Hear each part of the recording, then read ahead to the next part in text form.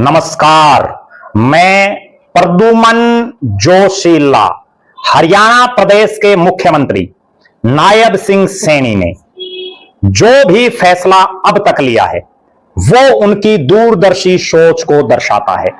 Party संगठन के प्रति हमेशा से समर्पित नायब सिंह सैनी ने अभी पिछले कई महीनों से चिर प्रतीक्षित कई चेयरमैनों के पदों पर नियुक्तियां की घोषणा की। नायब सरकार ने बहुत लोगों की टकटकी थी और हरियाणा प्रदेश के राजनीतिक गलियारों में यह चर्चा जबरदस्त थी कि जो चेयरमैन बनाए जाने हैं वो मोटे पैसे वाले बनेंगे या पार्टी के लिए समर्पित साधारण कार्यकर्ता बनेंगे।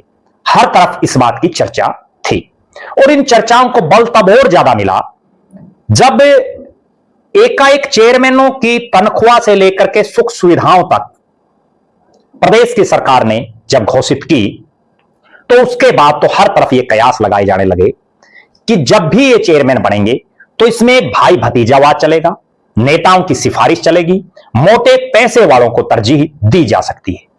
क्यों? क्योंकि हरियाणा में अक्सर यह रवायत रही है कि जो बड़ी चेयरमैनियां हैं उन पर या तो किसी विधायक को बैठा दिया जाता है या किसी विधायक या मंत्री के बेटे को बिठा दिया जाता है, पूर्व मंत्री भी हो सकता है, या किसी अथाह पैसे वाले आर्थिक तौर पर मजबूत व्यक्ति को बैठा दिया जाता है। लेकिन अब नायब सरकार ने जो चेयरमैनों की घोषणा की उसने यह स्पष्ट दर्शा दिया कि भारतीय जनता पार्टी अपने कार्यकर्ताओं को अहमियत देती है। सीएम सैनी ने स्पष्ट बता दिया कि पैसा सब कुछ नहीं है, पैसे से पावर नहीं मिल सकती। बहुत लोगों का वहम भी तोड़ा मुख्यमंत्री नायब सैनी ने। मैं पहले आपको सिलसिलेवार तरीके से बताता हूं कि आखिर किन नेताओं को चौधर दी। सबसे बड़ा नाम इस लिस्ट में वेदपाल एडवोकेट, करनाल जिले से संबंध रखते हैं। उनको Haryana state agriculture marketing board का चेयरमैन नियुक्त किया गया। वेदपाल एडवोकेट पार्टी के बहुत ही समर्पित सिपाही, लंबे समय तक प्रदेश के महामंत्री रहे, फिलहाल प्रदेश उपाध्यक्ष के तौर पर काम कर रहे और पार्टी की हर छोटी से बड़ी गतिविधि में बढ़ चढ़ करके जी जान पार्टी के लिए उन्होंने लगाई और पार्टी ने भी उन पर भरोसा जताया और उनको बड़ी भारी भरकम मार्केटिंग बोर्ड की चेयरमैनी दी। इसी के साथ ही कैप्टन योगेश बैरागी, जिन्होंने पार्टी के आदेश पर जुलाना विधानसभा से बीजेपी की टिकट पर चुनाव लड़ा और पार्टी के लिए लगातार समर्पित रहे, कैप्टन योगेश बैरागी को भी हरियाणा राज्य समाज कल्याण बोर्ड का चेयरमैन बनाया गया। बड़ी चेयरमैनी है, उनके ऊपर बहुत बड़ी जिम्मेदारी है समाज के पिछड़ों, वंचितों, शोषितों का भला करने की। इन दो चेयरमैनियों के अलावा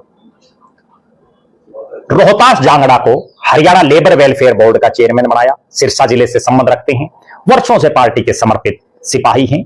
गुरनाम सैनी को board of director of the Haryana land reclamation and development corporation limited का चेयरमैन बनाया गया।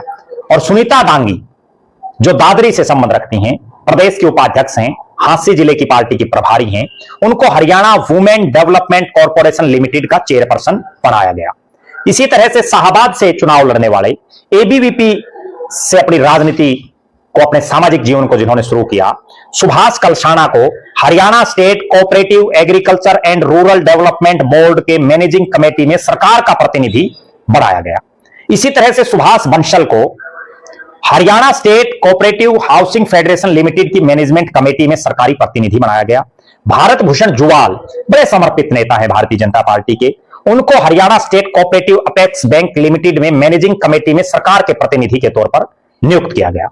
इनके अतिरिक्त महेश जोशी को हरियाणा कला परिषद में वाइस चेयरमैन, बिंदर दनोदा जो हरियाणा के बहुत ही मशहूर कलाकार हैं, उनको हरियाणा कला परिषद हिसार जोन का अतिरिक्त निदेशक नियुक्त किया गया।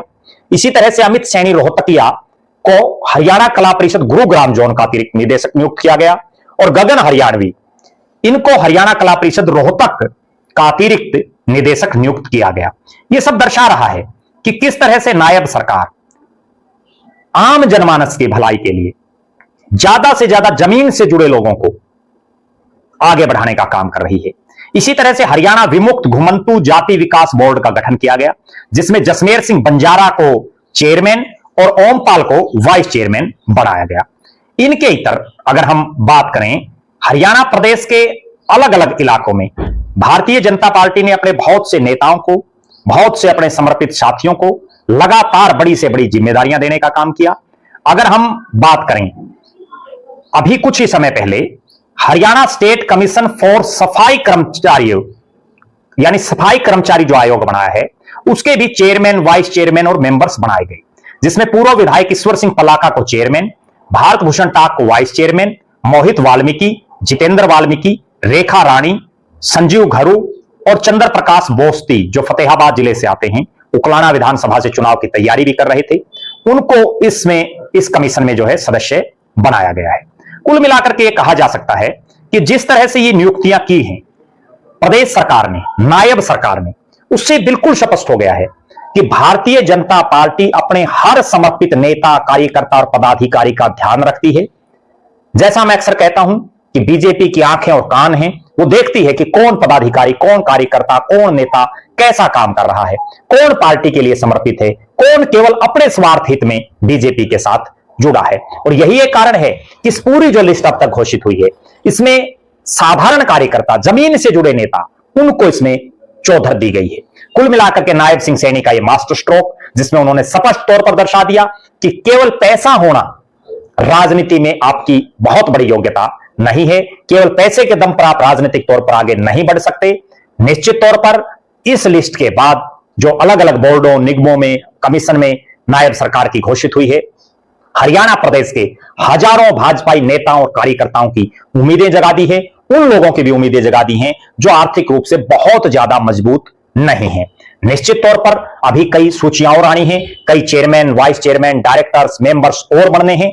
आप दर्शकों की निगाह में आपके इलाके में कोई ऐसा शख्स आपको नजर आ रहा हो कि इस शख्स को चौधर देनी चाहिए, बीजेपी राज में, नायब सरकार में हमारे इलाके के इस नेता को चेयरमैन, डायरेक्टर, वाइस चेयरमैन या मेंबर बनाया जाना चाहिए, उन नेताजी का नाम आप कमेंट में लिख सकते हैं। हम किसी अन्य वीडियो में उनका जिक्र करेंगे। बहुत बहुत धन्यवाद। आपका अपना प्रद्युमन जोशीला।